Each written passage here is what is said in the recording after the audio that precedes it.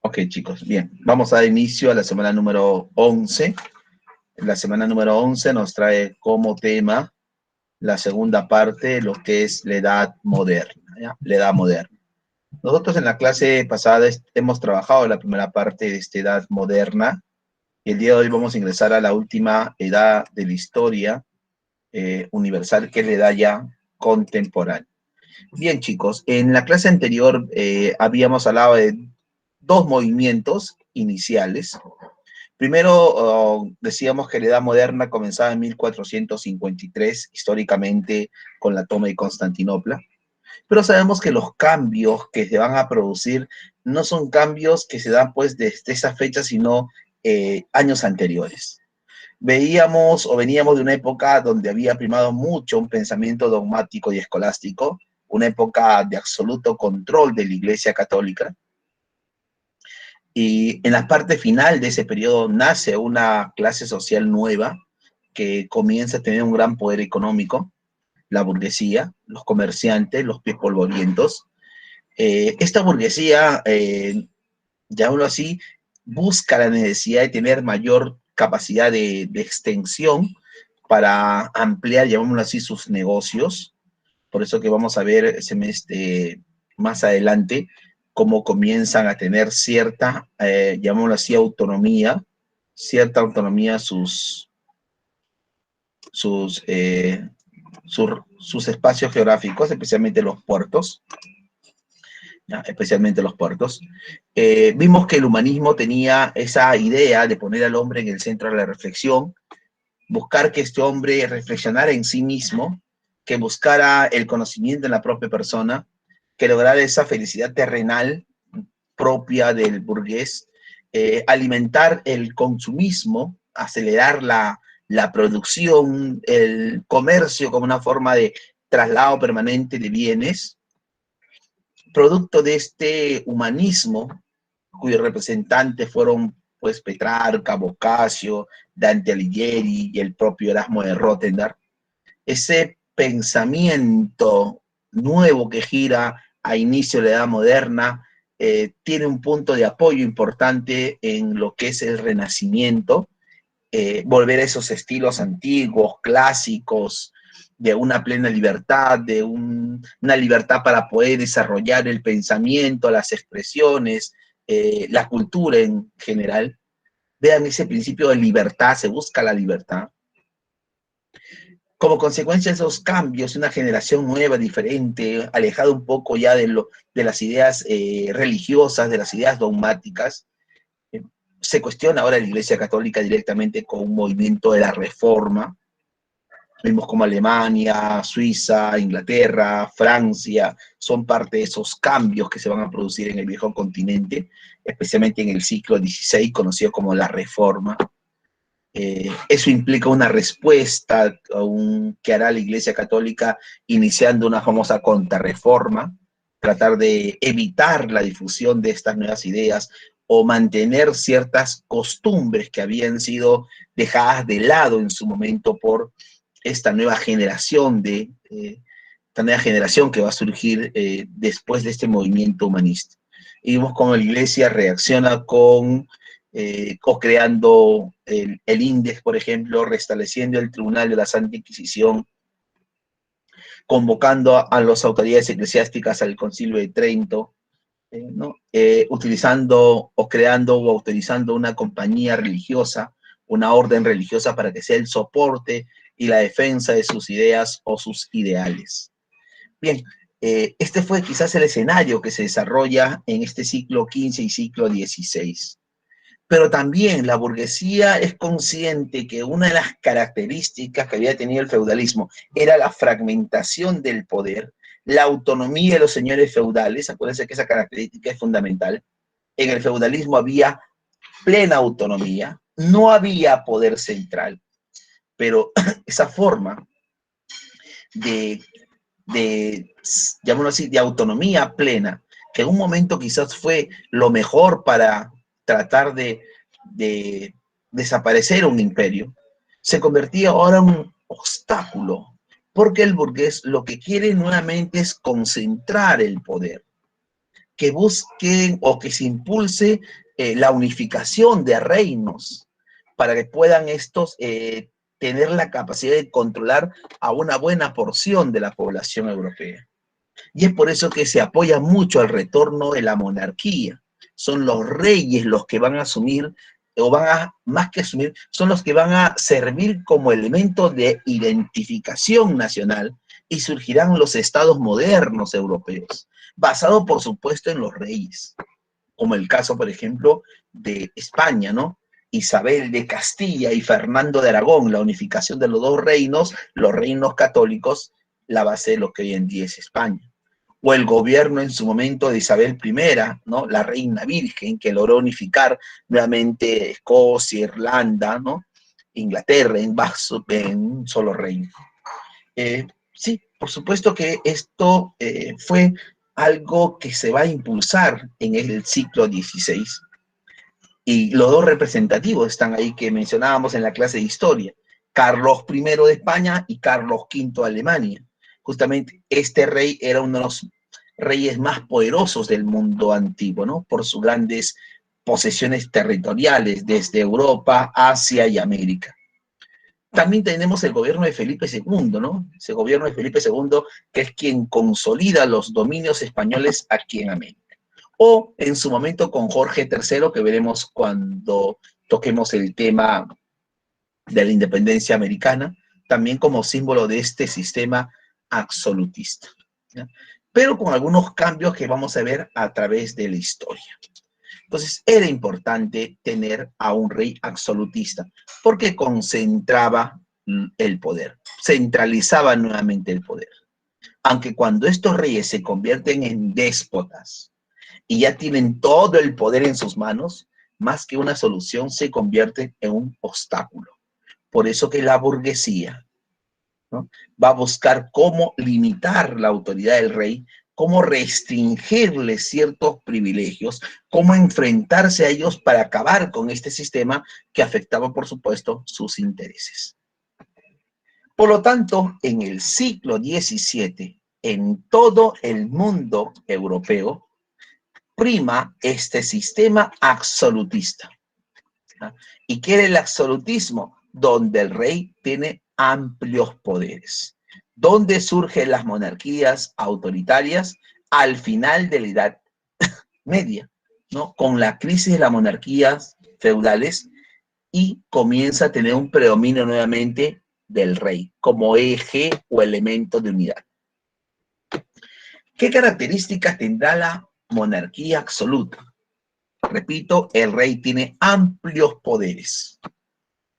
En esta monarquía, el rey dice tener carácter divino. Miren, nuevamente se vincula poder con Dios.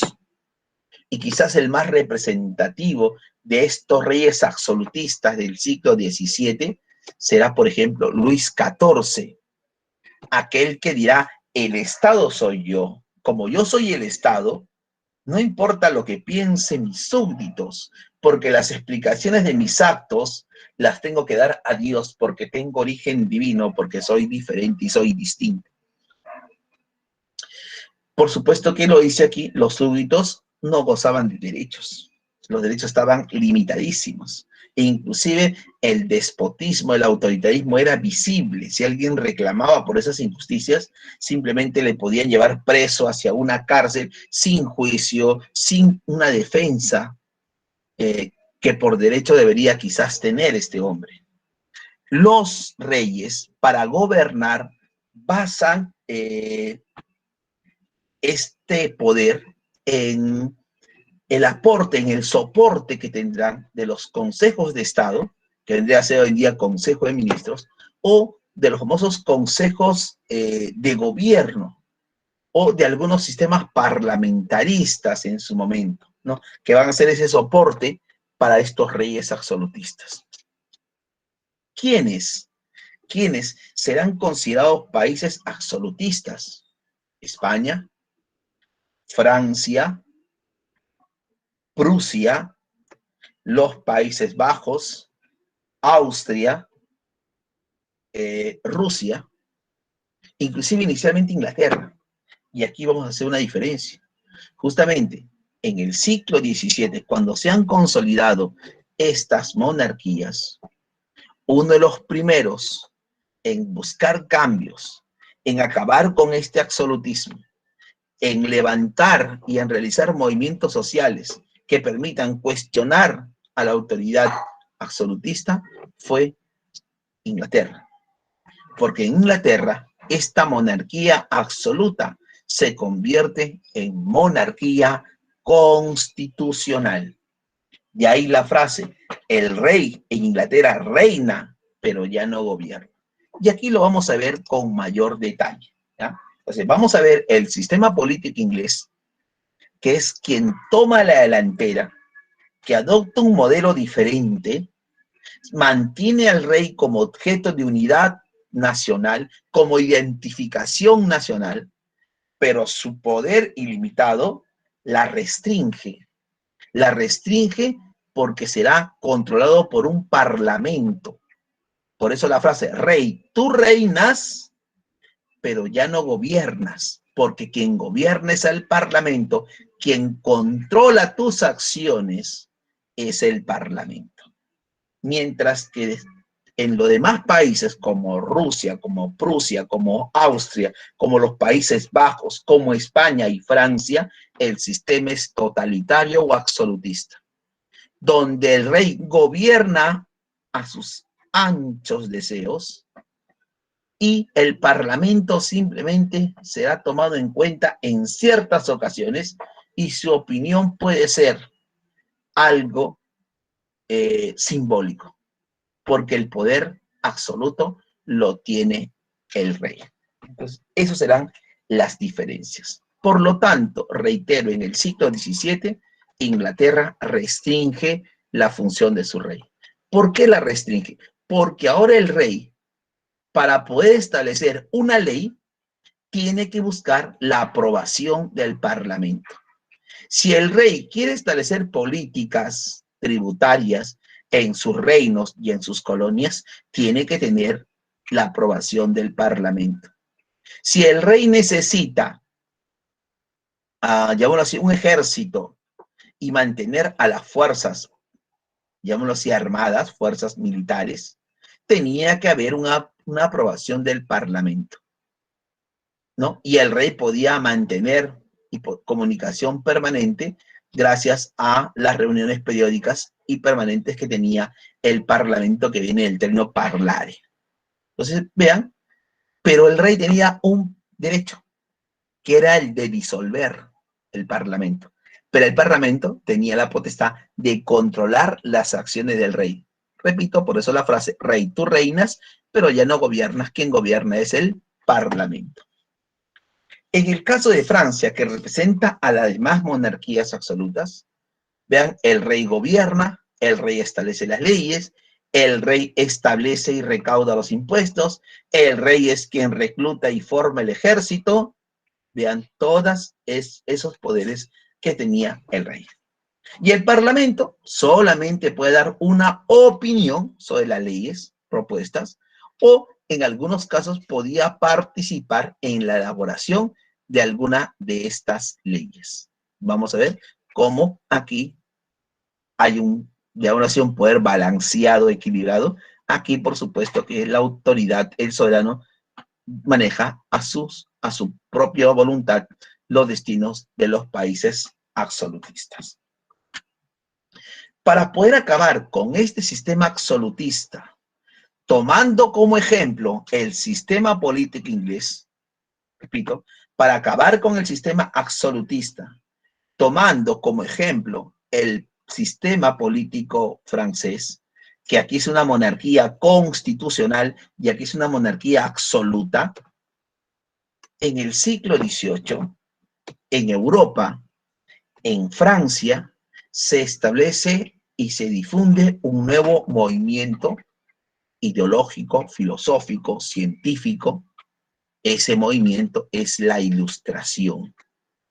Ojo, si encuentras en la separata, esa Ilustración tiene como punto de partida las reformas que se aplicaron aquí en Inglaterra, especialmente con Bacon y con John Locke el padre de las nuevas ideas. A pesar que es Inglaterra, llamémoslo así, el origen de este movimiento de la Ilustración, la máxima expresión de esa ilustración y los cambios más visibles que se van a dar se producen en Francia. Entonces, Francia será el foco de desarrollo. Si me preguntan el origen de la ilustración, Inglaterra. El foco de desarrollo de esta nueva idea de ilustración, donde la gente se ilumina por la razón. Por eso el ciclo de las luces, el ciclo de los iluminados, el ciclo de las grandes ideas, de los nuevos pensamientos.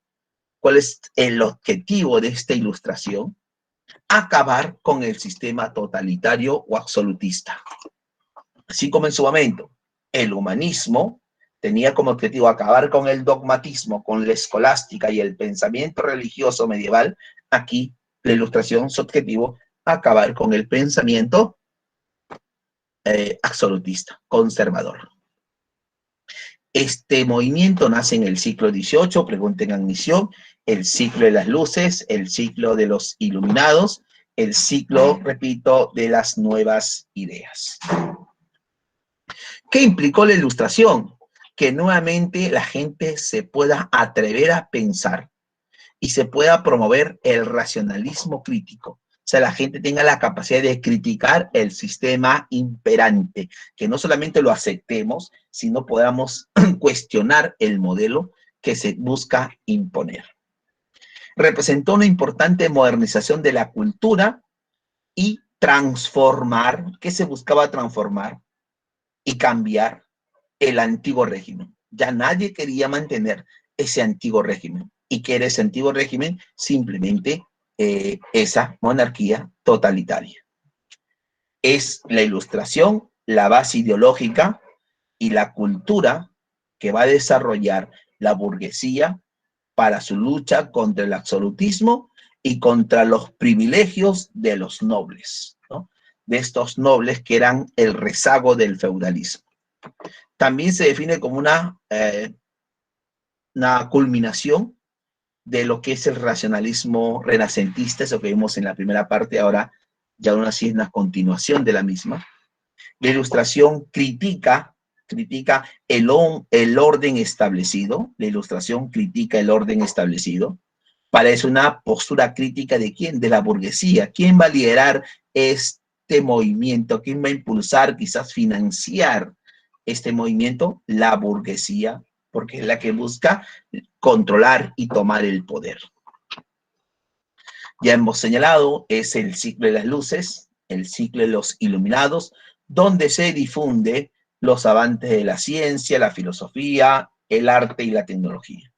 Y como también mencionamos al comienzo, tuvo su punto de partida en Bacon y John Locke. John Locke, en el siglo XVII, es conocido como el padre de las ideas, ¿no? El padre de las nuevas ideas aquí en Inglaterra y que después influye en Francia. Algunas otras características de esta ilustración: confianza en el poder de la razón. La razón es el único camino para alcanzar el verdadero progreso. El hombre siempre ha buscado dominar la naturaleza. ¿Y cómo dominamos la naturaleza? Teniendo confianza en el pensamiento y la razón.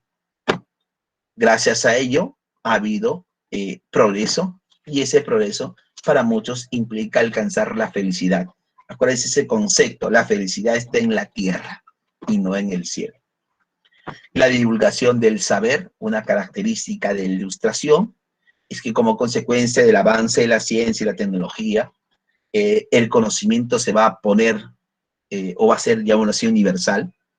El conocimiento va a ser para todos sin restricciones, o se buscará, ese será el objetivo.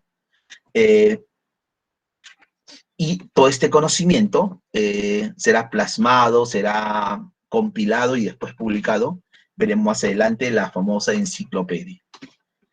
Hay una creencia en la naturaleza y en la bondad humana. Se considera que la naturaleza debe ser admirada por el hombre, y es por eso que en este estado natural el hombre es bueno, la sociedad lo corrompe, como nos planteará más adelante Rousseau. Se rechaza todo tipo de creencias, supersticiones, dogmas, milagros, ¿no? Se va a rechazar todo tipo de pensamiento religioso que manipule o que limite el conocimiento. Lo que aquí se busca es una religión natural, un deísmo, creencia en el propio hombre.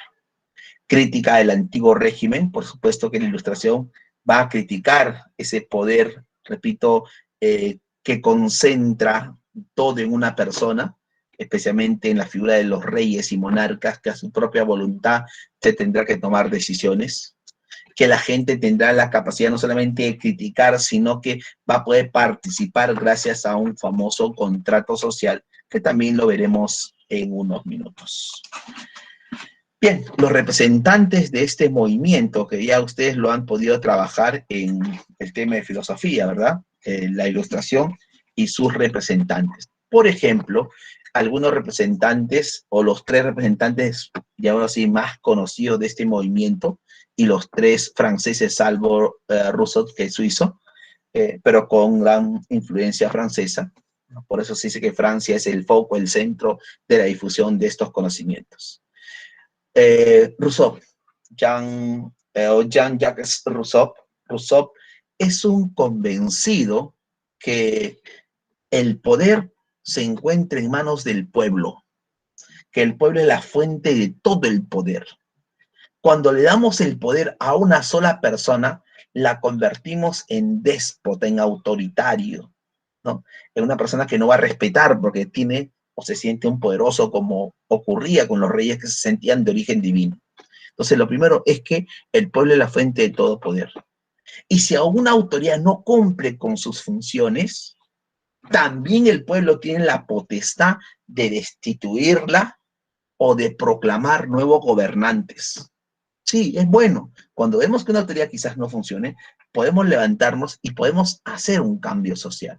Y eso está en manos del pueblo. Eso se va a servir como inspiración, por supuesto, a lo que ocurrió primero en Inglaterra y después ocurrirá en Francia. Porque los primeros movimientos burgueses que van a permitir la caída del rey, inclusive después de limitar a la autoridad del rey, nace en Inglaterra con las revoluciones de 1648 y la de 1689. Recién a partir de 1689 se comienza a hablar de una libertad política en Inglaterra. Aquí todavía era un absolutismo total. Su libro, El contrato social. En el contrato social, Rousseau nos habla de ese acuerdo que existen entre los hombres libres. Porque nos habla que el hombre en un estado natural, tiene sus derechos ilimitados y restrictos. Pero si los mantuviera toda una vida, eso sería un caos, una guerra civil. De ahí el hombre puede ser lobo del propio hombre, porque sería sujeto a conflictos permanentes y a una guerra civil, que eso no va a implicar progreso. Entonces, también nos propone, es quien nos dice esa frase, el hombre nace bueno, la sociedad lo corrompe, dicen algunos. Otros dicen tabla rasa, que es la experiencia, ¿no? Diferentes planteamientos, pero aquí él nos propone esa idea. Su obra, por ejemplo, el Emilio, es el primer tratado de educación que va a proponer él en Europa. Y repito, su obra clásica es el Contrato Social, donde dice que todos tenemos que delegar nuestras responsabilidades, tenemos que delegar nuestra representatividad en personas que van a tener la dicha de representarnos. Por eso, chicos, es importante que uno conozca de alguna manera siquiera las propuestas más principales de los candidatos para poder votar de acuerdo a lo que yo pienso es lo mejor para un país, para una nación, porque habrán de izquierda, de derecha, de centro izquierda, centro derecha, pero busquemos a alguien que signifique quizás una oportunidad, y si no cumple, justamente el pueblo tiene la potestad de poder sacarlo, de poder destituirlo, porque eso nos permite, a lo menos, las normas jurídicas. Montesquieu, Charles de Montesquieu, o Barón de Montesquieu. Su obra clásica, El espíritu de las leyes. Él justamente propone en esta obra que hay que limitar la autoridad. Cuando una autoridad tiene menos poder, no significa que deja de ser gobernante, pero se le restringe y por lo tanto busca quizás conversaciones, alianzas, acuerdos previos. Entonces, el rey, como tiene absolutamente todo el poder, concentra todo el poder, se convierte ya en una amenaza para el propio Estado, ¿no? Porque las cosas se van a hacer a su propia voluntad y a su amplio deseo, más no pensando quizás en todos. Y por lo tanto, como él propone este espíritu de las leyes, considera que el mejor sistema de gobierno que pueda asumir Francia es la de dividir el poder. Poder ejecutivo, poder legislativo, poder judicial. Si hay independencia entre los poderes, el sistema va a funcionar correctamente. Por lo tanto, no habrá un control pues, de alguien que está por encima de las tres, sino el control será recurrente, como se dice, de forma permanente. Mientras que Voltaire, que es uno de los más revoltosos, uno de los que mayor levantamiento en la que él participa, estuvo 3 veces encarcelado en la Bastilla, la cárcel del pueblo. Además, él consideraba, miren, y lo hace, y coincide mucho con Rousseau, que el camino del progreso que tiene el hombre es la educación. De ahí esa frase de Mandela, ¿no? La educación es el futuro de las personas. Sociedad que es educada, sociedad que no será pues engañada fácilmente por los que van a asumir un poder, ¿no? Quien desconoce ello será más frágil a ser engañado. Es un crítico del absolutismo y es un gran admirador del sistema inglés, o sea, crítico del sistema absolutista y un admirador del inglés. ¿Por qué admira el sistema político inglés? Porque él dice, miren aquí, el rey reina, pero el rey gobierna para gobernar, ¿no? Rey reina, pero ya no gobierna. Este rey, para gobernar, necesita la aprobación y el apoyo del parlamento, mientras que aquí simplemente el rey hace lo que mejor le parezca. Entonces, si nosotros limitamos ese poder, ¿no? Restringimos ese poder e instauramos un sistema monárquico constitucional, puede haber cambios favorables. Mira que él es un gran admirador, repito, de los ingleses, por eso que su obra conocida como Carta a los ingleses o Cartas filosóficas, ¿no? Hace referencia a esta idea de cambio.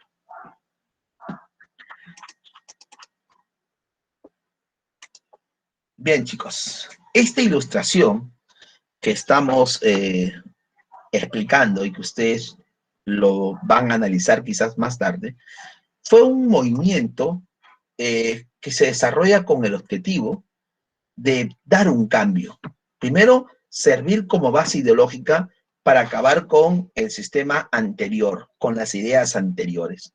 Y ahí nuevamente vean ustedes la importancia de la educación y la importancia del conocimiento, del uso de la razón para iniciar un cambio. Este movimiento, ya hemos dicho, nace en Europa, tiene su punto de partida en Inglaterra y se desarrolla ampliamente en Francia, porque Francia representa el sistema totalitario y absolutista. Su base, la base de este movimiento de la Ilustración, es el humanismo, como ya explicamos. Son dos, y ahora sí, movimientos que tienen cierta concordancia en el tiempo y objetivos precisos. Los dos serán financiados por la burguesía que está interesada en provocar esos cambios y acabar con ese poder ilimitado que muchas veces va en contra de su propio interés. Esa ilustración tiene ideas políticas nuevas que acabamos de ver, la de Rousseau, la de Montesquieu, la de Voltaire, ¿no? Ellos proponen cambios. El cambio más importante es arrebatar la concentración de poderes en una sola persona, en este caso el rey, hacer esa famosa división de poderes, proponer cambios dentro de la sociedad y estructura europea, pero también esa ilustración se desarrolla en el campo económico. Y miren aquí, hasta el siglo XVIII primaba en el mundo europeo el famoso sistema mercantilista, que es acumular oro y plata como sinónimo de riqueza. Y sabemos que España la consigue, por supuesto, aquí en América, y eso permite solventar su gran poder económico que tendrá primero Francia y después, no, primero España y después Francia, que son justamente los dos países que van a tener bajo su control América, ¿ya? América en su momento. Entonces, mercantilismo. ¿Qué era el mercantilismo? Oro y plata. Ojo, que esta corriente económica no ha sido completamente pues, terminada en el mundo. No, más bien el año pasado, producto de la pandemia a nivel del mundo, los países han tenido que refugiar en el oro, por ejemplo, para poder mantener solvente su economía. Lo que no nos han dicho en estos meses es que, por ejemplo, la minería tiene un crecimiento vertiginoso en cifras macroeconómicas respecto a las ventas del año pasado, porque la minería fue una de las principales, fue la actividad, una de las pocas actividades que no se interrumpió. Por lo tanto, facilitó mucho este desarrollo económico, que es uno de los más principales que tiene el Perú. Sin embargo, este pensamiento mercantilista que dice que el Estado puede controlar la riqueza interior, que debe haber menos importaciones y más exportaciones para poder equilibrar un poco la economía, cambia en el siglo XVIII cuando aparezca una escuela fisiocrática y una escuela liberal. Dos corrientes nuevas. La fisiocrática, nacida en Francia, Quesnay, sostiene que para crecer económicamente tiene que haber un gran desarrollo agrícola. Gran desarrollo agrícola.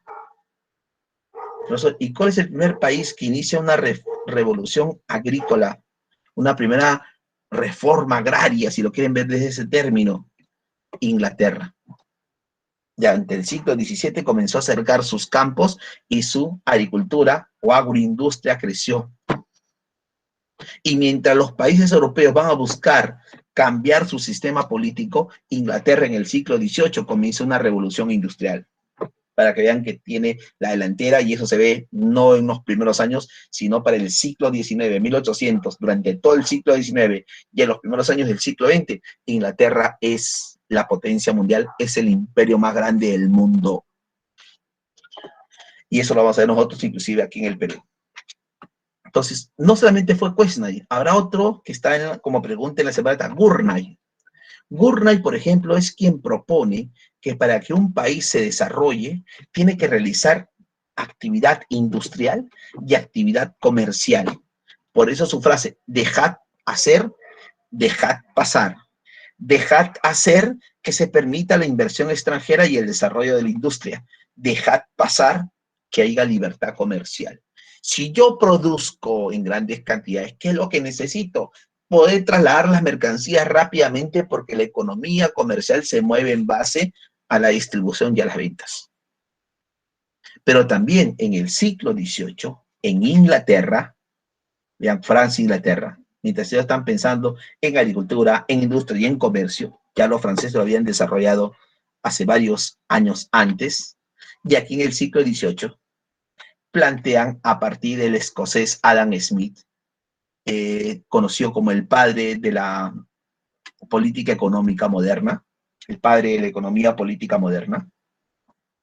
Adam Smith propone que la riqueza de una nación, de un país, no está pues en la agricultura, ganadería o poseer metales preciosos. La base y el crecimiento de una economía sana está relacionada con el trabajo. Nación que tenga trabajo habrá asegurado su progreso. Por eso que vemos en los últimos años cómo China se convirtió en un gran productor del mundo como consecuencia de la mano de obra barata.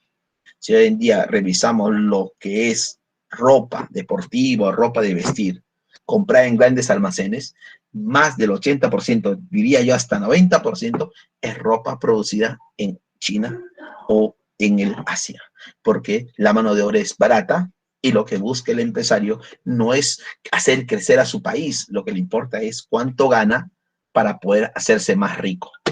Cuando hay más celebraciones para que la gente consuma y eso significa mover la economía, y mover la economía para ellos es mayor ganancia. Por ejemplo, con sorpresa, el domingo veía la capacidad de compra que tienen muchos en este día y fecha especial, algo que no se veía pues hace unos 20 o 25 años atrás.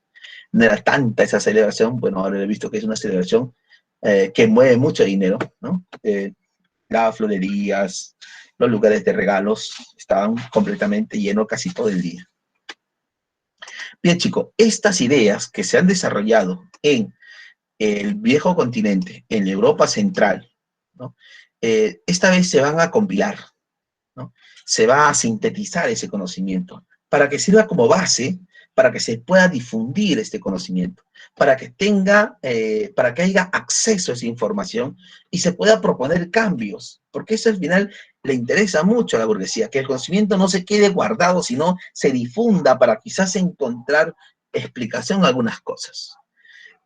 Este resumen de las ideas de la Ilustración de Voltaire, de Rousseau, de Montesquieu, de Alembert, de Diderot en su momento, el químico Lavoisier, ¿no? David Ricardo, Adam Smith, Gurman, Quesnay, todo ese conocimiento se va a ver sintetizado, se va a ordenar de forma alfabética, se va a editar ese texto, se va a publicar. Esta enciclopedia, como dice aquí, es un diccionario razonado de las ciencias, artes y oficios. O sea, cualquier conocimiento de estos tiempos que quería yo saber o tener un conocimiento básico de la misma, lo podía encontrar en la enciclopedia, como quizás todavía lo puedes encontrar en casa, si tienes biblioteca.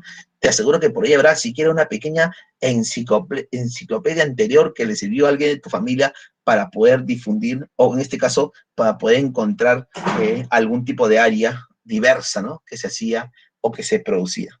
Algunos hemos tenido la dicha de ver alguna de esas enciclopedias. Durante el siglo XVIII, como hemos visto, hay diferentes obras que tratan de cubrir diferentes campos del saber. Todas esas obras, no te olvides, van a ser compiladas. Pregunten en Misión varias veces quiénes dirigen esta enciclopedia donde se resume el pensamiento de las nuevas ideas, el pensamiento de la Ilustración, Diderot y D'Alembert. Estos dos franceses, durante los próximos 21 años, van a verse involucrados en difundir esta nueva forma de pensar. Es la máxima expresión del espíritu nacionalista, proyecto hecho por Diderot y D'Alembert, iniciado en 1751. Y ojo, este tipo de texto, que es un texto revolucionario, que quizás aquí encontraremos algún tipo de informe de Lamarck, o más adelante de Charles Darwin, ¿no? Y de otros naturalistas, o de otros pensadores políticos o filósofos, eran vistos como una amenaza por la Iglesia Católica, que lo que hizo es poner a la enciclopedia como uno de los textos prohibidos, ¿no? Ser parte de esa lista conocida como el Índex. Bien, chicos, cuando se producen cambios, uno tiene que tener la sapiencia de qué hacer. Quizás muchos, ante los cambios, sienten miedo y temor, y les cuesta quizás adecuarse a las nuevas circunstancias. Y otros que son más intrépidos ya van a plasmar su experiencia, quizás esta nueva forma de vida, por ejemplo, que tenemos en estos momentos, o la forma diferente de poder explicar o enseñar, que para todos ha sido complicado. Cuando se produce la Ilustración y los cambios en el mundo europeo, los reyes absolutistas van a tener que reflexionar y analizar qué es lo más conveniente para ellos. Si será conveniente, por ejemplo, dejar todo como está o adecuar los cambios a sus reinos con el objetivo de mantener el control político. Ojo, porque la burguesía genera todo un caos con la intención de que tú pierdas el poder para que ellos tomen el poder, especialmente el poder político. Estos reyes absolutistas que fueron conscientes de que era inevitable el cambio, decidieron aplicar estas reformas dentro de sus reinos. Donde era despotismo, ahora se dice despotismo pero ilustrado. Y la frase sintetiza quizás esta idea. Todo para el pueblo, pero sin el pueblo. Yo mantengo el control político. Reyes como Carlos III, como Margarita, como José II de Austria, el zar de Rusia y otros se dieron cuenta de que no podían estar a espaldas de los cambios. Por eso que se dice despotismo ilustrado, un concepto político que hace referencia a una nueva forma de gobierno. ¿Cuál es la forma de gobierno? Darle al pueblo algún tipo de beneficio, que estaba vinculada a la mayoría de las monarquías europeas, en las que los reyes, sin renunciar a ser soberanos, ahora podrán tomar medidas. Repito, todo estaba en manos de los reyes.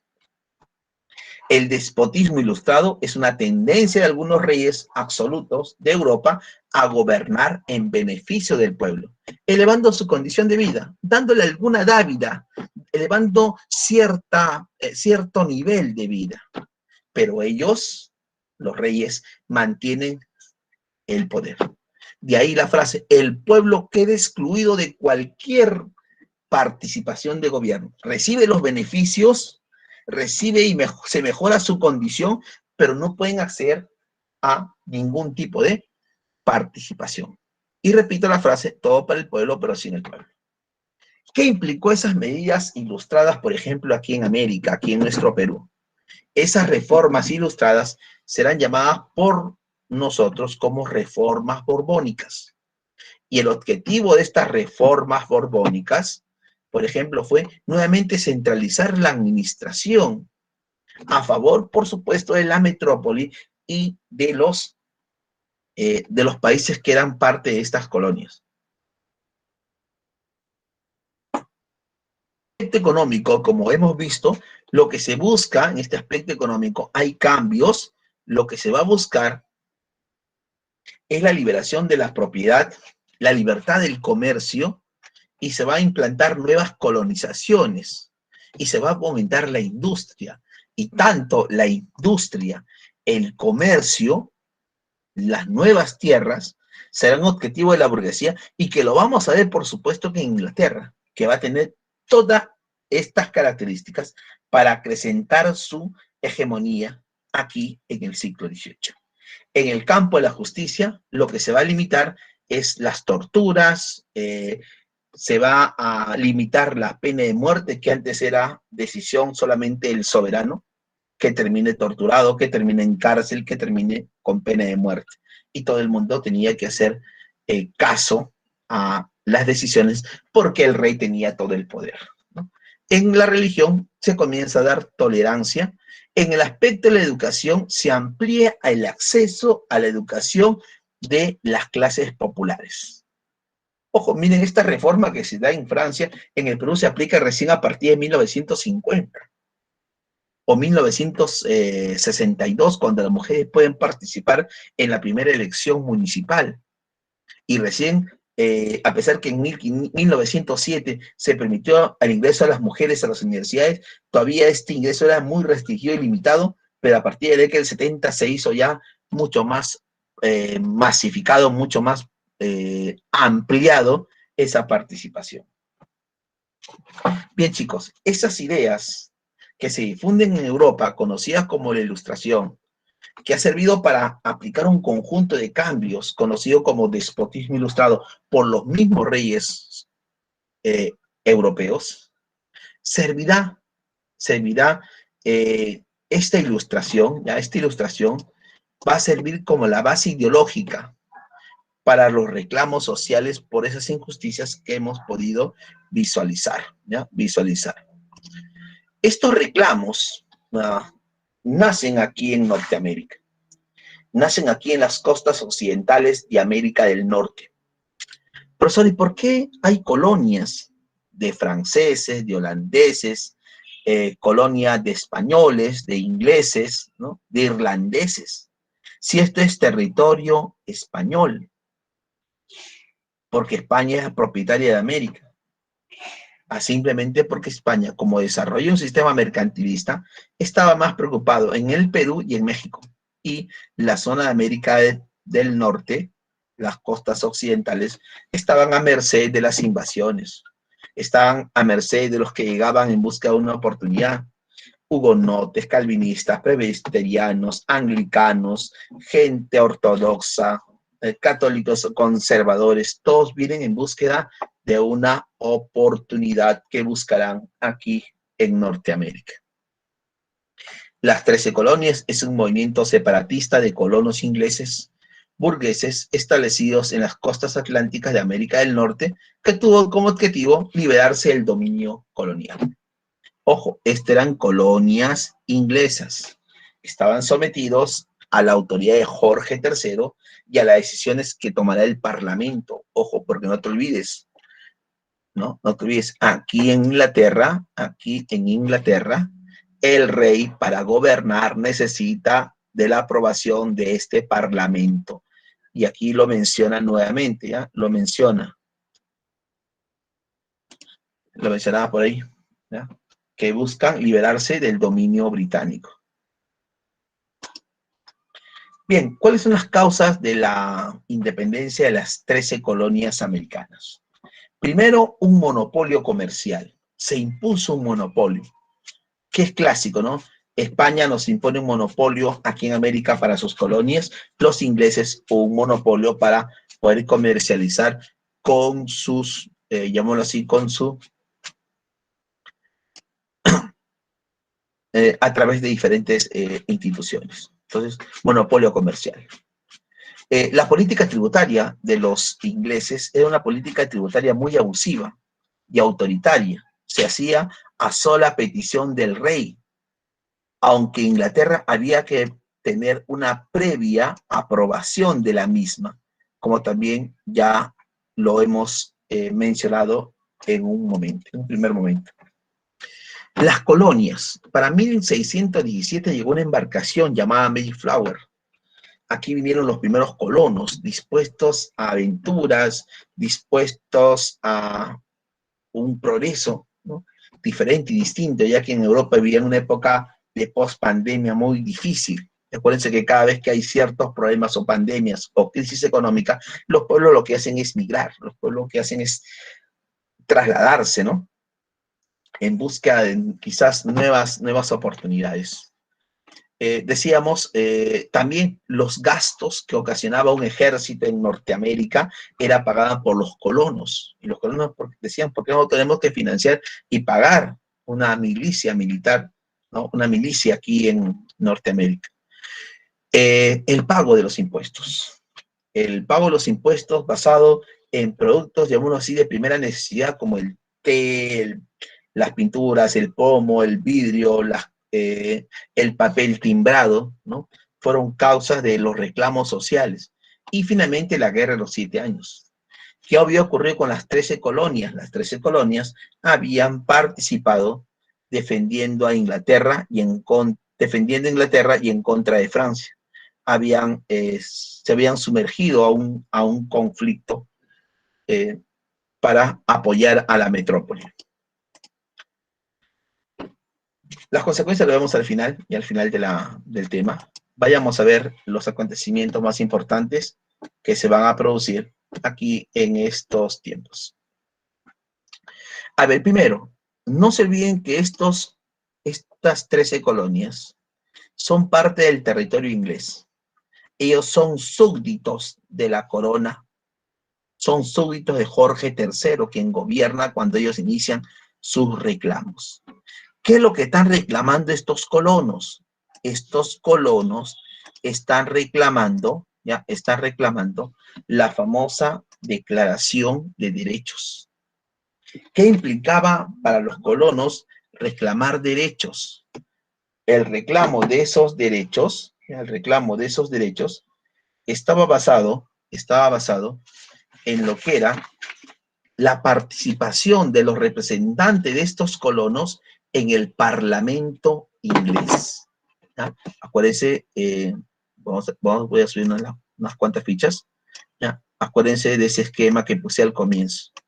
Lo que querían los colonos es que sus colonias tuvieran representantes en el Parlamento porque si se quería establecer nuevas leyes o aprobar nuevos impuestos, el rey tenía que pedir una recomendación, tenía que proponer a este parlamento que si aprueba estas leyes, se aplican. Entonces ellos decían, uno de los caminos es que nosotros tengamos representación en ese parlamento. Por eso pedían declaración de derechos. Sin embargo, el Parlamento inglés lo que hace es desconocer ese reclamo y lo que va a hacer es impulsar la imposición de nuevos impuestos, o sea, se aumentan los impuestos. Eso provoca reclamos de la población y se produce un famoso masacre o matanza en Boston con la muerte de algunos colonos. En reacción a esta represión por parte del ejército inglés, los colonos tomarán el puerto de Boston. Algunos lo llaman el pretexto, ¿ya? El puerto de Boston. El puerto de Boston era uno de los puertos más importantes de ingreso del comercio inglés hacia Norteamérica.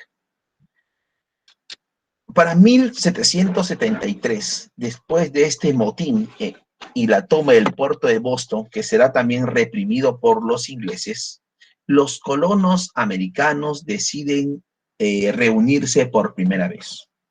¿Quiénes se reúnen? Los representantes de las 13 colonias americanas.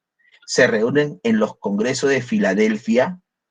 Ahí se ponen de acuerdo sobre qué medidas deberán tener que tomar ante la poca voluntad de Jorge III de aceptar sus recomendaciones. John Weiss, Benjamin Franklin, Thomas Jefferson, Hancock, Hamilton, George Washington serán los principales representantes de este primer Congreso de Filadelfia.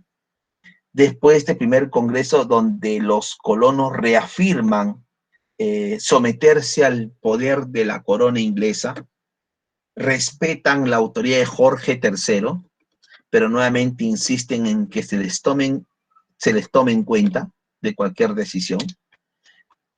Después del segundo Congreso de Filadelfia, a pesar de este acto, llamado así, de voluntad, se produce un enfrentamiento indirecto entre los dos, entre los patriotas y los ingleses. Se le conoce como la escaramuza del Lexington. Finalmente, en 1776, antes de ello, después de esa escaramuza y la creación de este segundo Congreso de Filadelfia, los representantes de las 13 colonias americanas aceptan la formación de un ejército, llamémoslo así, nacional, liderados por George Washington. George Washington será el comandante general de las 13 colonias americanas. Y ya el 4 de julio del año 1776 se va a dar inicio a una redacción del Acta de la Independencia, que a la vez es tomado por Norteamérica como el inicio de este proceso de libertad. Thomas Jefferson es quien redacta esta acta que será puesta de conocimiento a la nación el 4 de julio, Día de la Independencia Norteamericana. Después de haber declarado su independencia, el conflicto prácticamente ya se agudizó, la declaratoria de guerra es inevitable, se preparan las tropas de las 13 colonias americanas lideradas por George Washington y las tropas inglesas. Se produce el primer gran conflicto o batalla, conocida como Batalla de Saratoga. Esa Batalla de Saratoga implicó para los norteamericanos una victoria, importante victoria, primera gran victoria, que a la vez levantó los ánimos de otros países europeos que habían sido vencidos por Inglaterra como una forma o una segunda oportunidad de poder enfrentar y derrotar este ejército inglés. Por ejemplo, el principal país que reconoce la independencia, es el primer país en reconocer la independencia de Norteamérica, es Francia. Francia se pone al servicio de las 13 colonias, da apoyo logístico y financiero para poder apoyar este proceso. Por eso que nace quizás ahí un vínculo afectivo Norteamérica y Francia, a pesar que Inglaterra va a ser siempre su aliado importante, pero no se olvidan de ese apoyo que recibieron para alcanzar su independencia, ¿no? La famosa Estatua de la Libertad, al que conmemorar el centenario, es una muestra de esa paz fraterna, de ese compromiso fraterno que se da aquí a partir de 1778. Finalmente, para 1781, se produce la batalla de Yorktown. Si queremos un poco comparar, sabemos que la independencia del Perú lo conseguimos después de Junín y Ayacucho, 2 batallas. Igual aquí, Saratoga, primera victoria, y Yorktown, la segunda victoria. Después de la victoria en Yorktown, lo que se va a producir es el reconocimiento ya oficial de Inglaterra como país independiente y soberano a las 13 colonias americanas. Se conoce como Paz de Versalles a este documento firmado entre Gran Bretaña, España, Francia, los países y por supuesto que ahora las 13 colonias, y lo cual implicó la oficialización de la independencia de Norteamérica y su reconocimiento pleno como un Estado soberano y libre. Estados Unidos, 4 años después de la firma del Tratado de Versalles, o Paz de Versalles, decide formar una asamblea constituyente. Esa asamblea va a tener como objetivo elaborar una constitución, la primera constitución que tendrá Estados Unidos y la única constitución. Esa constitución de Estados Unidos establece cómo se van a gobernar los colonos americanos y cómo estará dividido el poder. Aquí restringen la concentración de poderes. Primero, en Estados Unidos, la forma de gobierno es una república federal. Cada estado de los 50 estados, bueno, 3 estados fuera, 47 estados que existen en Norteamérica, estos estados tienen a plena autonomía. O sea, por ejemplo, cometer un delito en Idaho no es lo mismo que cometerlo en Texas o cometerlo en Ohio, en Nueva York o Los Ángeles. Cada uno de los estados es plenamente autónomo. Inclusive manejan su propia policía y su subdivisión territorial. Por eso encontramos la policía local, el alguacil, el sheriff, diferentes formas de poder gobernarse por sí mismas. Pero cuando ya se tiene que tomar decisiones en aspectos de política exterior, ahí son una nación única. Si hay que manejar temas de invasión o de estrategia o de situaciones de invasión militar, son todos unidos. Y en lo que es políticas, finanzas o finanzas públicas y captación de recursos, también será una sola, y aún así, una sola idea de ello. La división del poder, eso sí es clásico, pues legislativo, ejecutivo y judicial. Tienen un tribunal supremo que les garantiza la aplicación de la ley sin miramientos y sin consideraciones. Ya, por ejemplo, si fuéramos nosotros en Estados Unidos, todos los que han participado en este escándalo de las vacunas ya estarían ahorita presos, ¿no? Y con condenas mínimo de 35 o 40 años. Aquí o pasan por agua tibia o máximo pasaron un par de añitos, o por ahí quizás una destitución momentánea o una suspensión de derechos políticos que rápidamente olvidarán muchos. El presidente, ya, a ver, el poder legislativo se basa en un congreso. Aquí funciona un congreso. Ese congreso sería una Cámara de Diputados, que son las cámaras de los representantes, o Cámara Baja, como se le conoce, y un Senado. Ambas instituciones son las que van a legislar, aprueban el presupuesto y pueden tener comisiones de investigación o simplemente una crítica al gobierno central. Y estas se van renovando por tercios, cada 3 años se renueva, así evitan que haya una concentración de un partido, ¿no? Político de forma permanente. Y finalmente el presidente. En Estados Unidos, ojo, y aquí está, la ciudadanía participa en la elección del poder ejecutivo y del poder legislativo. Para poder elegir a tus representantes en la Cámara de Representantes o senadores, lo haces a través del voto. El voto es directo. Mientras que en el caso de la ciudadanía, para elegir al gobernante, eso se hace a través de una elección indirecta. ¿Ya? Indirecta, para que vean que Estados Unidos no utiliza la democracia directa, sino indirecta. ¿Qué hacen en una elección los ciudadanos? votan por elecciones generales y van a tener que escoger normalmente entre 2 o 3 partidos. Si uno de los partidos gana con más del 50% el Estado, la cantidad de representantes que tiene ese Estado pasan a una asamblea o a una convención. O sea, hay 570 personas elegidas en diferentes estados, son los que van a elegir al próximo presidente. Y como normalmente son republicanos o demócratas, el que tenga la mayoría garantiza que el futuro presidente será elegido en base a su tendencia política, ¿no? Por eso que muchas veces en Estados Unidos ha habido casos en los cuales un gobernante sacó mayor cantidad de votos, pero no ganó, como fue con Hillary Clinton, por ejemplo, o como en esta vez Trump reclamaba por algunos estados. Ya repito, porque cada estado tiene cierta trascendencia.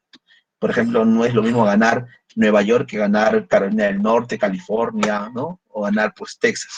Cada estado tiene su famosa cantidad de representantes.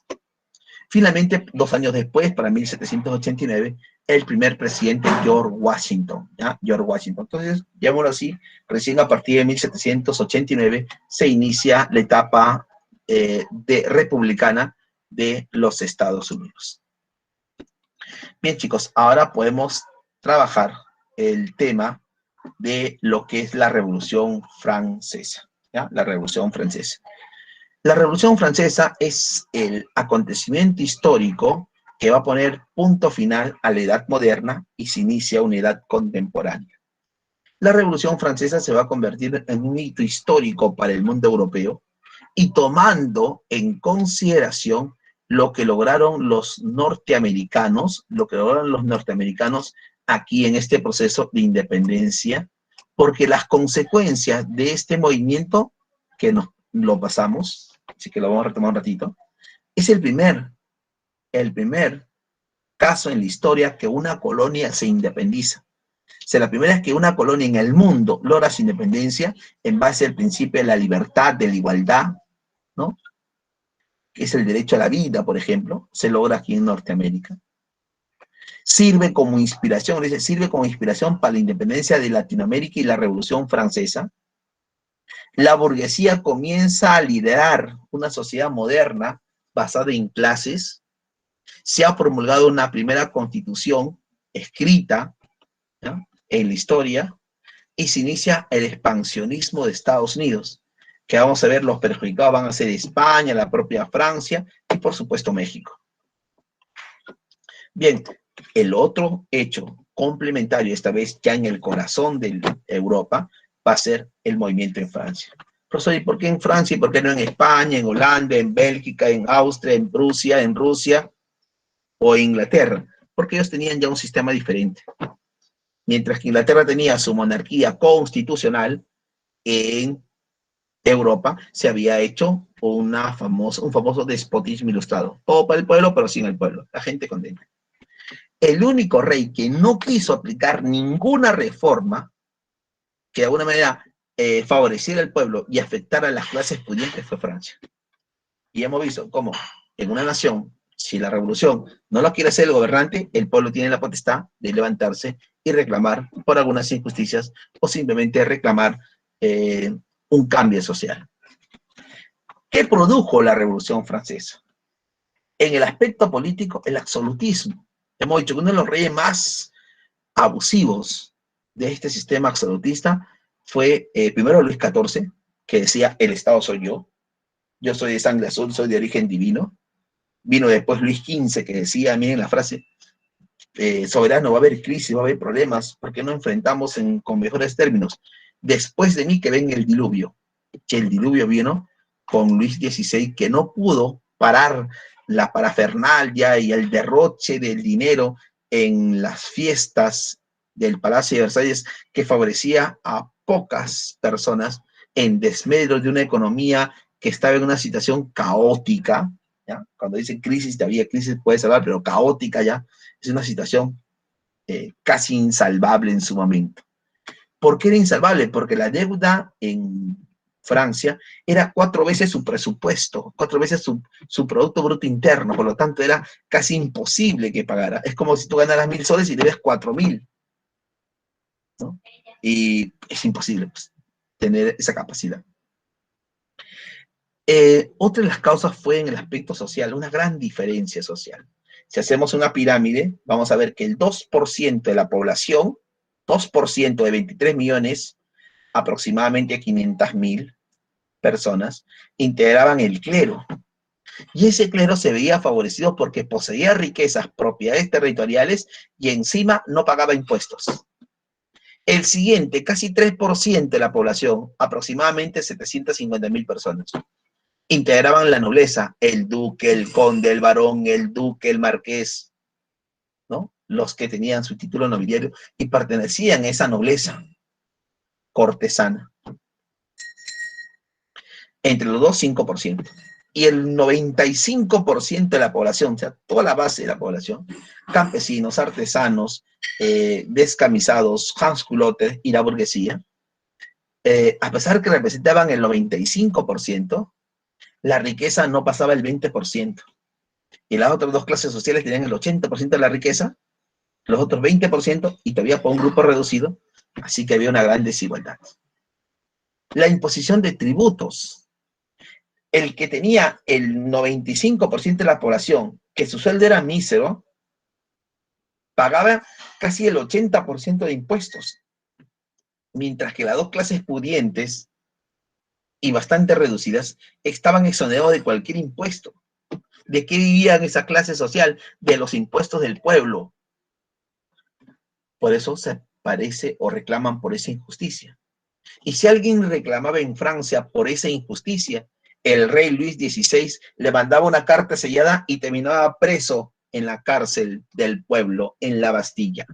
Por eso que será símbolo del inicio de la revolución, tomar la Bastilla, tomar la cárcel del pueblo. También hay otros factores que producen la Revolución Francesa. La Guerra de los 7 años, la derrota francesa contra los ingleses. El haber financiado la guerra con, o mejor dicho, la independencia de Estados Unidos. Acuérdense que el primer país europeo en reconocer, en apoyarlo económicamente y militarmente, mandando tropas hacia Norteamérica, es Francia. Ahí participa, por ejemplo, el Marqués de Lafayette, apoyando directamente a George Washington.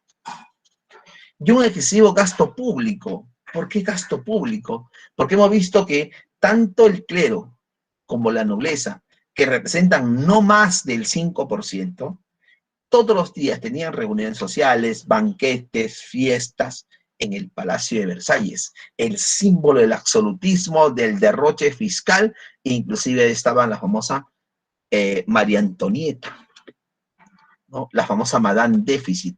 Muchos la culpaban de ser una mujer muy frívola y dedicarse a fiestas y a banquetes cuando en Francia había una situación caótica. Este movimiento que surge en 1789 y dura 10 años, vamos a verlo más adelante, en dos etapas, etapa monárquica y etapa republicana, se había producido porque, como ya mencioné, Francia estaba en una situación de bancarrota, de caos, país inelegible, país moroso, país que no puede asumir sus responsabilidades tributarias. Desigualdad tributaria, hemos visto que solamente el Estado ya no paga impuestos, tiene menos pero más impuestos. Despilfarro en las fiestas en la corte de Versalles y más aún una crisis agraria, o sea, todos los males en un momento. Ya parecemos o se parece esto mucho a la realidad del Perú en estos momentos. Económicamente estamos destrozados, financieramente no nos va a ir tan bien, ¿no? Tenemos un sistema de salud que está colapsando, tenemos actos de corrupción, ya, todos los males para el Perú. Bueno, esta crisis agraria implicó la falta del trigo, la falta de vino. No hay vino, no hay trigo, hay hambre y encima falta de dinero. Ya. En el aspecto político, se trataba de acabar con el absolutismo y la incapacidad política de Luis XVI de aplicar reformas. Discriminación política a la burguesía. La burguesía tenía poder económico, pero no podía acceder al poder político porque eso estaba restringido para dos grupos sociales. Las grandes desigualdades sociales que hemos visto como consecuencia de estas tres clases sociales, las dos primeras favorecidas ampliamente por el Estado, ¿no? Ampliamente, Y por supuesto la influencia de la Ilustración, base importante para estos reclamos sociales, ¿ya? De ahí se dice que la Ilustración es la base más importante, o mejor dicho, la base ideológica para poder consolidarse este reclamo social.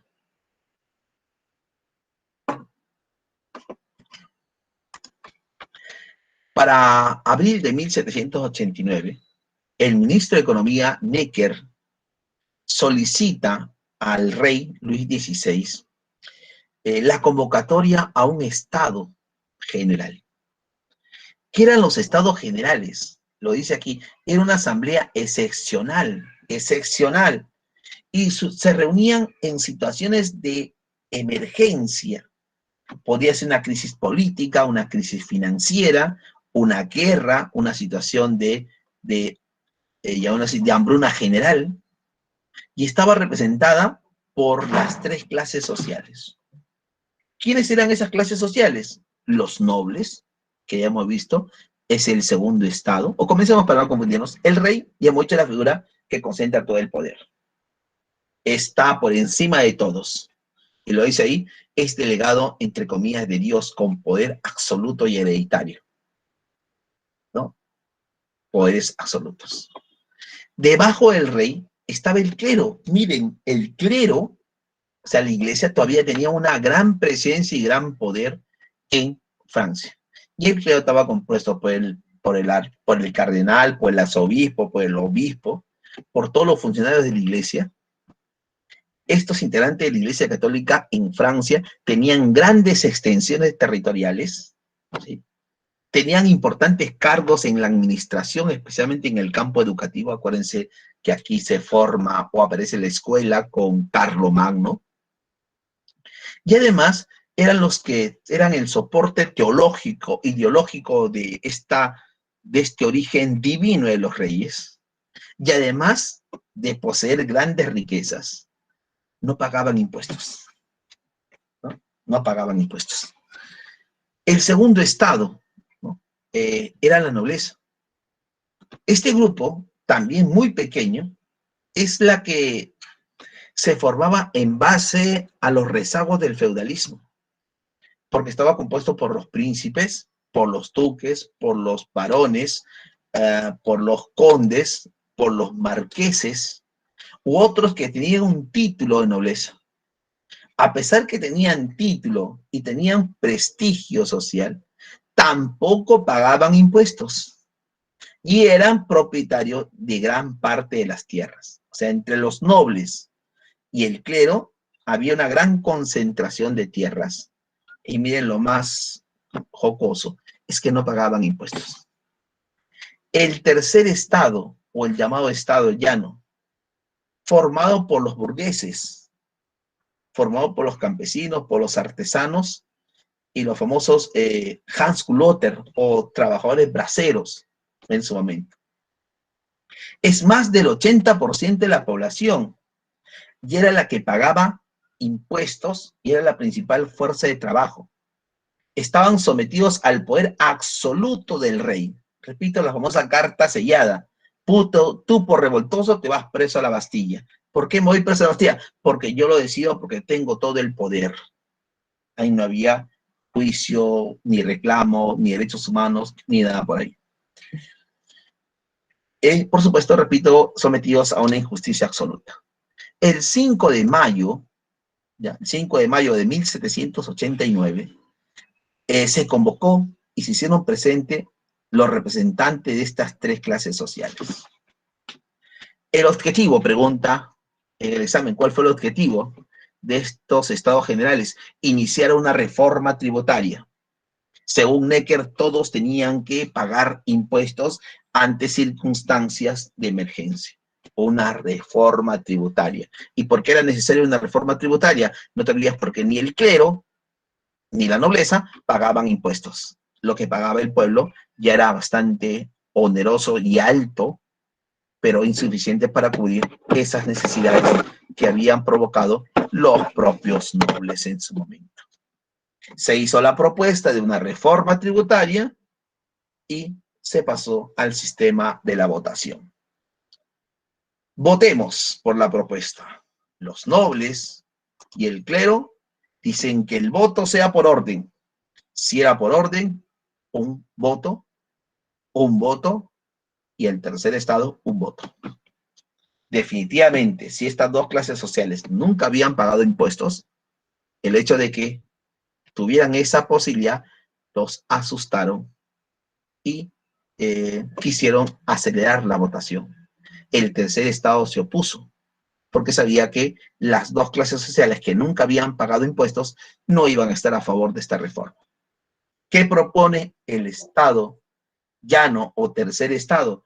Que el voto sea por cabeza, o sea, por representantes. Y por representantes, este tercer estado tranquilamente llegaba a casi el 50% de los votos. Y por ahí algún voto del bajo clero o de la baja nobleza, ¿no?, que en algunos casos tenían por ahí ya algunas ideas burguesas, hubiese facilitado esta reforma.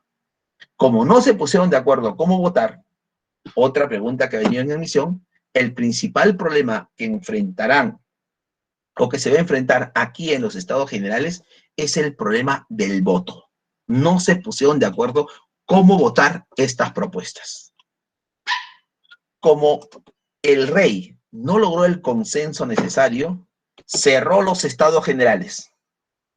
Pero el estado llano o tercer estado era consciente que no podía desaprovechar esta oportunidad para iniciar un movimiento de reclamo. Por eso que aprovechando un descuido de las tropas que cuidaban el palacio, se fueron a una sala contigua. Esa sala es conocida como la sala del juego de las pelotas. En esa sala del juego de las pelotas, aquí en el palacio, ellos hicieron un juramento: mantenerse unidos, no disolverse, hasta no darle a Francia una constitución, porque querían limitar el poder del rey. Ojo, no querían terminar con su poder, sino limitarlo. Por eso es que en la siguiente asamblea, que es la Asamblea Nacional Constituyente, la acción final fue aprobar esta constitución, donde hicieron esa promesa de mantenerse unidos hasta que Francia no tenga una constitución aquí en los estados, en la Asamblea Nacional, ¿ya? Entonces dice, la propuesta fue rechazada y el tercer estado se autoproclamó en una Asamblea Nacional. Entonces, primero que fueron los estados generales, como fracasó esa reunión de los tres estamentos, el estado llano se reúne en esta sala del juego de las pelotas y su promesa es no disolverse hasta darle a Francia una constitución. Repito, que la consigue. Y en esta constitución que se estableció en Francia, que el sistema de gobierno va a ser una monarquía constitucional, ¿ya? Una monarquía constitucional. Veamos la Asamblea Nacional Constituyente, una de las etapas más importantes de la Revolución Francesa. Porque de una vez que se convocó esta Asamblea Nacional Constituyente, el pueblo aprovechó para tomar por asalto la Bastilla. ¿Y qué implicó el asalto a la Bastilla? El inicio oficial de la Revolución Francesa, hoy en día la fecha de mayor importancia para Francia. Es el día de su independencia, ¿no? El día de su independencia. Después de toma de la Bastilla, el pueblo quiso tener una participación más continua de este hecho, ¿ya? Pero el 4 de agosto la burguesía, consciente de que si este reclamo se desbordaba, iba a ir en contra de sus intereses, y la burguesía decide crear la Guardia Nacional, la que va a ser el soporte para evitar que este movimiento, que tenía un objetivo de cambio burgués, deje de ser un movimiento popular.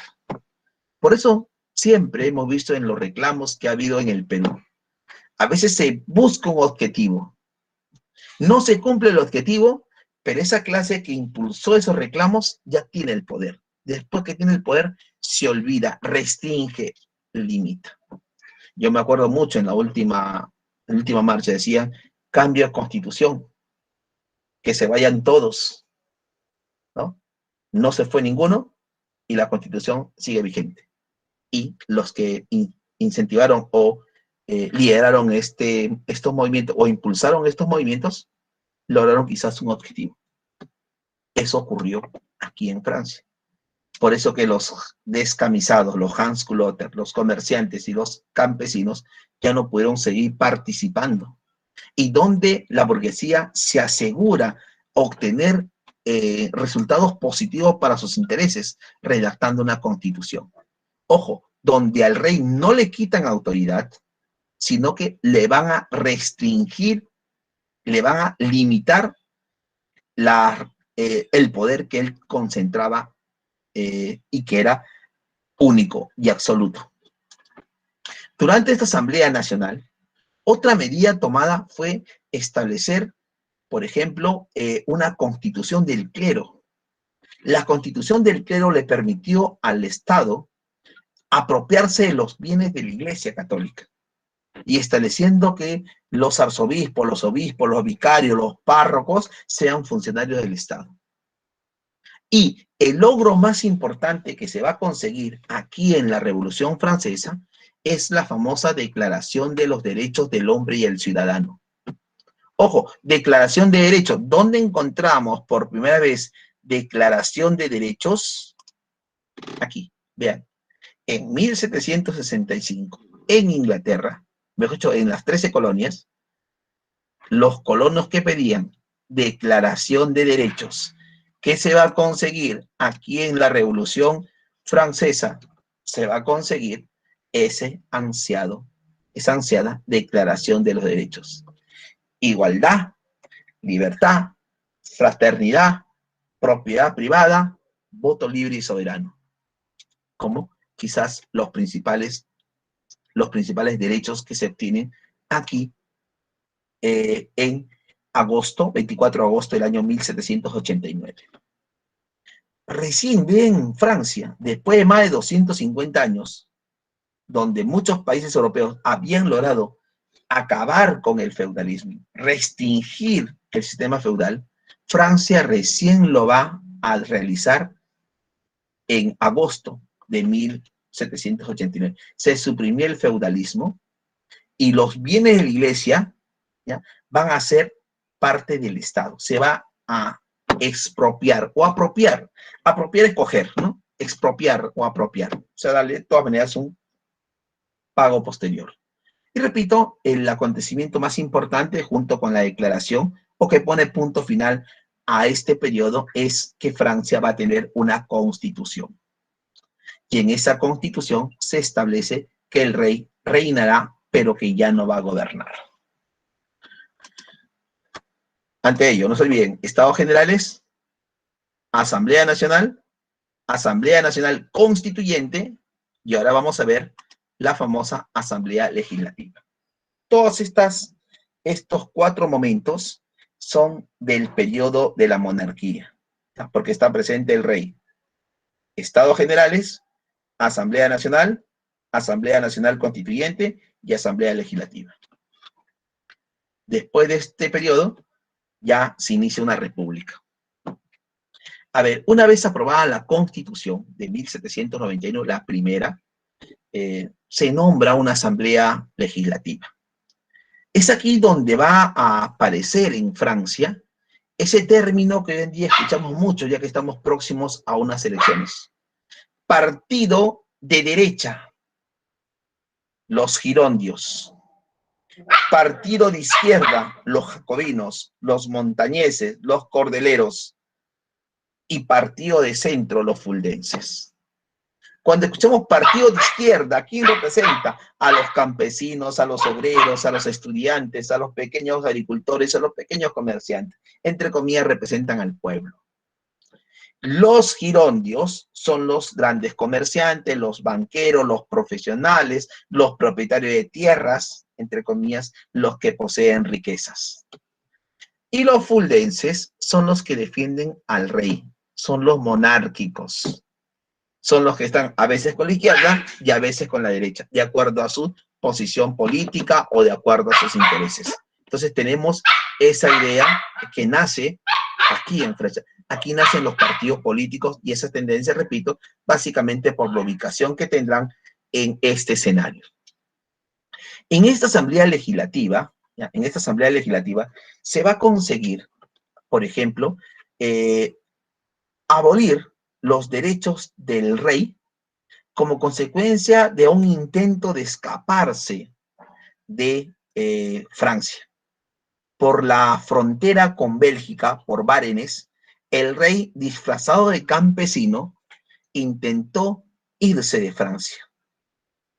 Será capturado y traído como prisionero a Varennes junto con su esposa, sometido a un juicio político donde Robespierre, el fiscal, lo acusa de conspiración y eso va a implicar más adelante ser ejecutado, ¿ya? Ser ejecutado.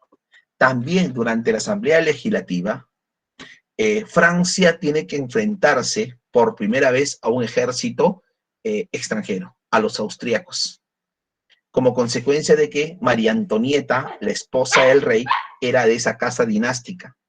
Y este enfrentamiento conllevó a que Francia consiga su primera victoria y a la vez el canto de la famosa marsellesa, que va a ser para ellos su himno nacional en la actualidad. Finalmente, en esta asamblea legislativa, repito, se inicia un juicio contra el famoso Luis XVI, hecho por Robespierre. Con ese acontecimiento finaliza esta etapa monárquica y vamos a pasar a una etapa de la República. Justamente la República reemplaza el periodo anterior a la etapa monárquica y es a partir de la Convención donde se pone punto final a la antigua Constitución, la de 1791, para promulgar una Constitución, ¿no? La de 1793. Durante esta convención, se inicia la República, y aquí lo dice, ¿no? La etapa republicana se inició con la proclamación del fin de la monarquía y el nacimiento de la República.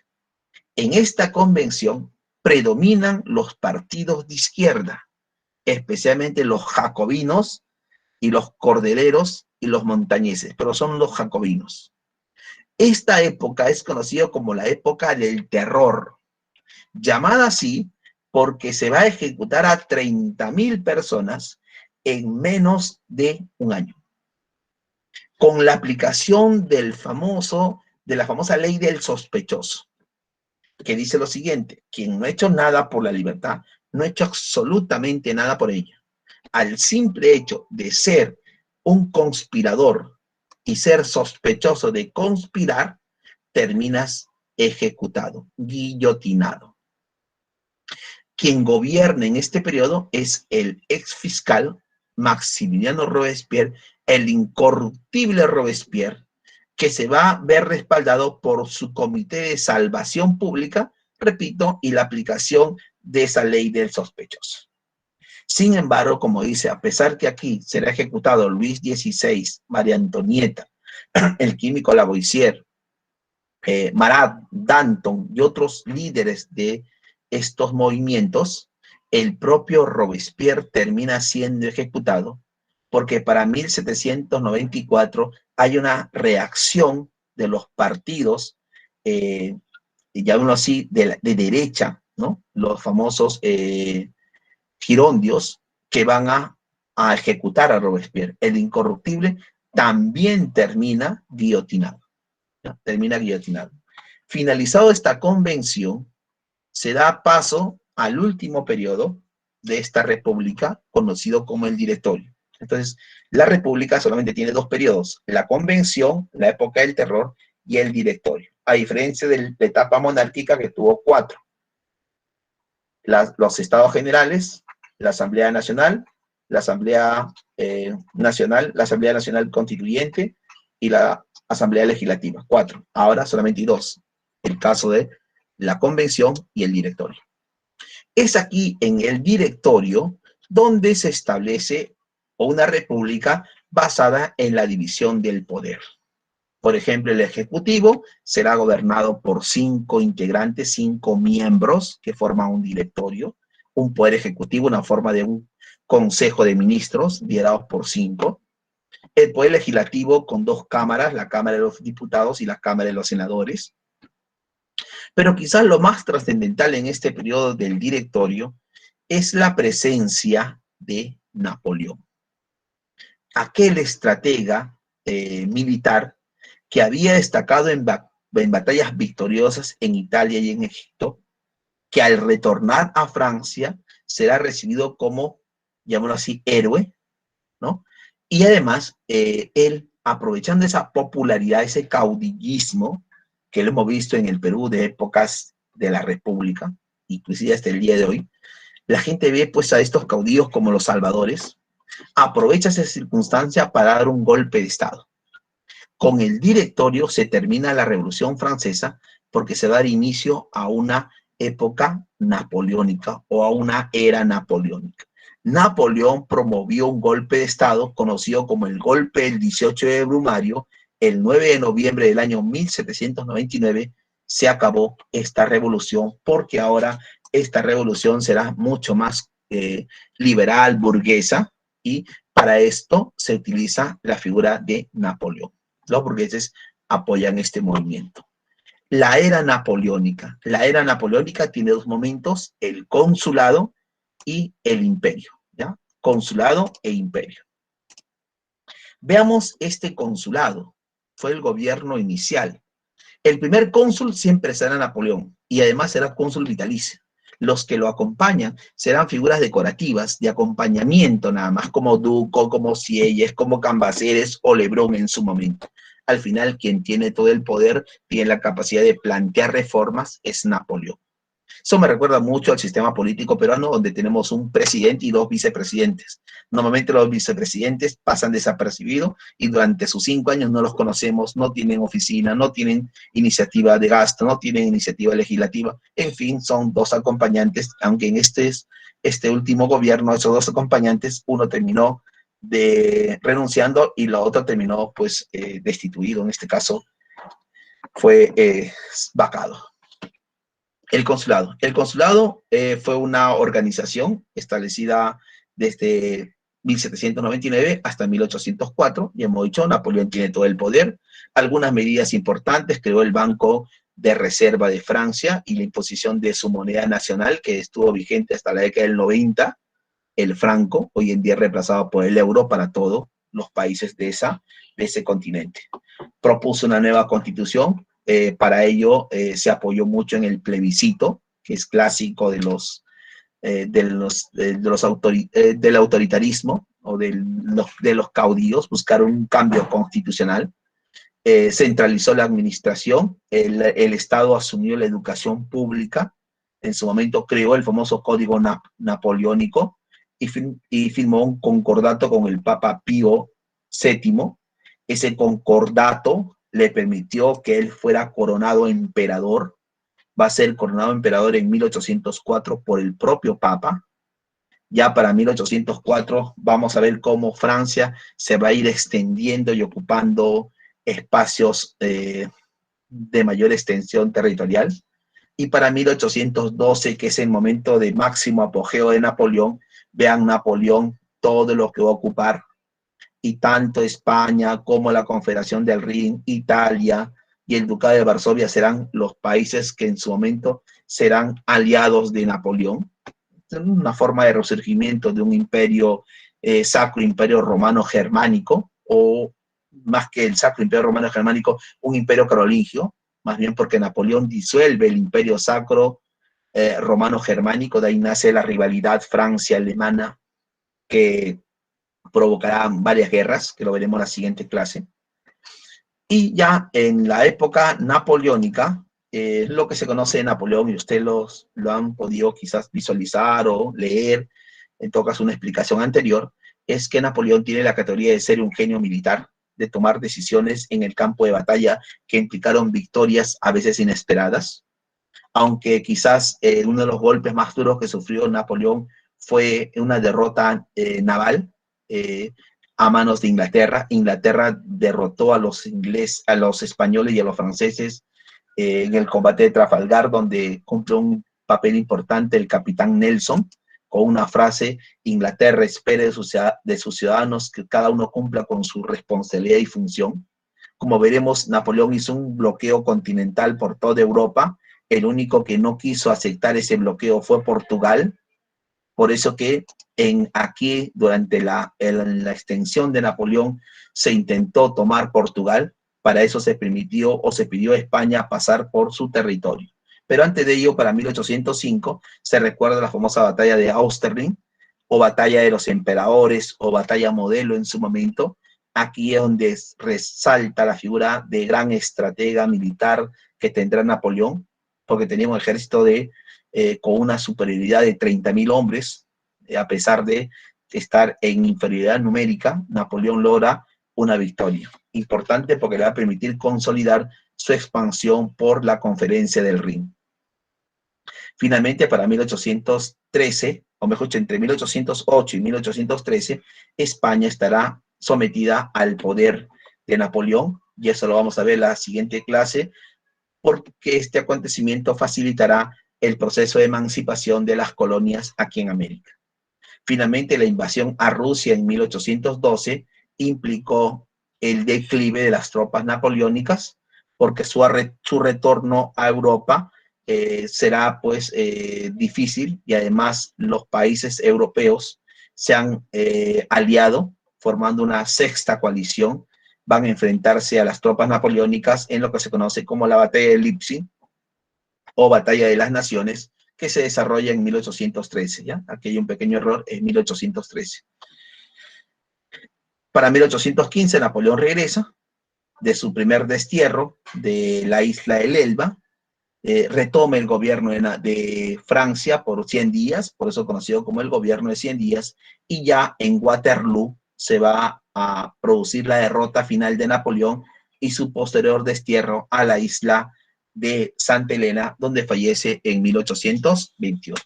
Y esta última parte que estamos tocando, lo vamos a ver en la siguiente clase con el Congreso de Viena, con la Santa Alianza, y además lo vamos a tocar en la siguiente clase en Historia del Perú, cuando veamos el proceso de la emancipación.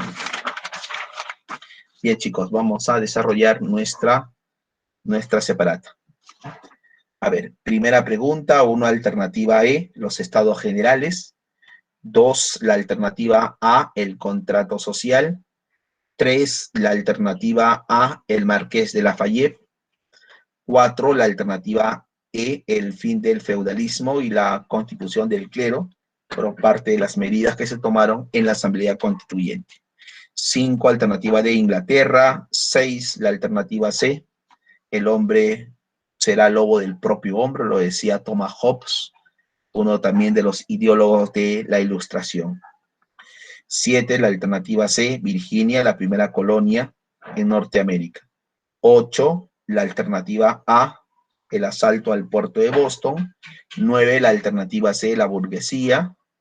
10, la alternativa D, una convocatoria a una asamblea de los estados generales. Evaluación, una alternativa D, la formación de una sexta coalición, la que provoca la derrota de Napoleón en Waterloo. 2, la alternativa B, el antiguo régimen. 3, alternativa C, Saratoga. 4, la alternativa C, 4C, el fin de las aspiraciones políticas y militares de Napoleón después de Waterloo. 5, la alternativa D, la condena a muerte de Luis XVI. 6, la alternativa E, George Washington, el primer presidente de Norteamérica. 7, la alternativa E, la etapa monárquica. 8, la alternativa C, Napoleón Bonaparte. 9, la alternativa C, Francia, Austria y Rusia. Los representantes, en este caso, los emperadores de los 3 países, participan en Austerlitz, la famosa batalla modelo. Y 10, la alternativa de Gournay, discípulo de Quesnay, que plantea esa frase: dejad hacer, dejad pasar, que hace referencia a la industria y al comercio. Bien, chicos, quizás ¿puedo repetir las claves? ¿Me dice todas, Fabián? A ver, Matius me dice las 6. ¿Las 6 de qué, Matius? Ya, ahí Alexia lo puso, ya, gracias, Alexia. Ya lo puso Alexia. Gracias, Alexia. Bien, chicos, nos vemos la siguiente clase. Buenas tardes para todos.